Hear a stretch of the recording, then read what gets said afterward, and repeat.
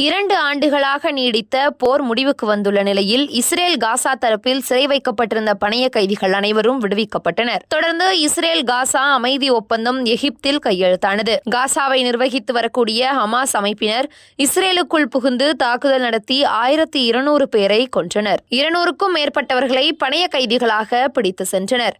October 7ஆம் தேதி 2023ஆம் ஆண்டு நடந்த இந்த தாக்குதலை தொடர்ந்து இஸ்ரேல் பிரதமர் நெதன்யாகு காசா மீது போர் அறிவித்தார்.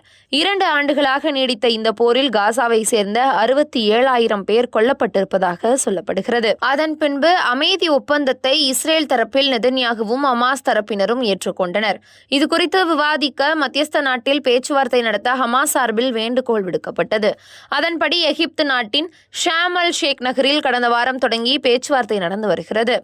இதில் இஸ்ரேல் தரப்பில் அந்த நாட்டின் அமைச்சர்கள் ஹமாஸ் அமைப்பினர் கலந்து கொள்ள அமெரிக்கா, எகிப்து, ஐக்கிய அரபு அமீரகம் உள்ளிட்ட நாடுகள் மத்தியஸ்த பேச்சுவார்த்தையை நடத்தினர். அப்போது இஸ்ரேல் ஹமாஸ் தரப்பினரிடையே போரை இரு தரப்பினர் சார்பில் பணைய கைதிகள் பரிமாற்றம் நடைபெறும் என உறுதியளிக்கப்பட்டது. ஹமாஸ் தரப்பில் இஸ்ரேல் பணைய கைதிகளை உயிருடன் உள்ள 20 பேரும் விடுவிக்கப்பட்டனர். செஞ்சிலுவை சங்கத்திடம் ஒப்படைக்கப்பட்ட அவர்கள் பின்னர் இஸ்ரேல் படைகளால் தாயகம் அழைத்து செல்லப்பட்டனர். மருத்துவ பரிசோதனைக்கு பின்னர் அவர்கள் குடும்பத்தினரிடம் ஒப்படைக்கப்பட்டுள்ளனர். இதற்கு ஈடாக இஸ்ரேல் சிறையில் அடைக்கப்பட்டுள்ள 1968 கைதிகளை இஸ்ரேல் ராணுவம் விடுவித்துள்ளது. இந்த நிலையில் எகிப்தில் நடைபெற்ற உச்சி மாநாட்டில் ட்ரம்ப் அறிவித்த இஸ்ரேல் காசா அமைதி ஒப்பந்தம் அதிகாரப்பூர்வமாக கையெழுத்தாகியுள்ளதாக கூறப்படுகிறது. அமெரிக்க அதிபர் ட்ரம்ப் தலைமையில் 20க்கும் மேற்பட்ட உலக தலைவர்கள் ஆதரவுடன் அமைதி ஒப்பந்தம் கையெழுத்தானதாக சொல்லப்படுகிறது.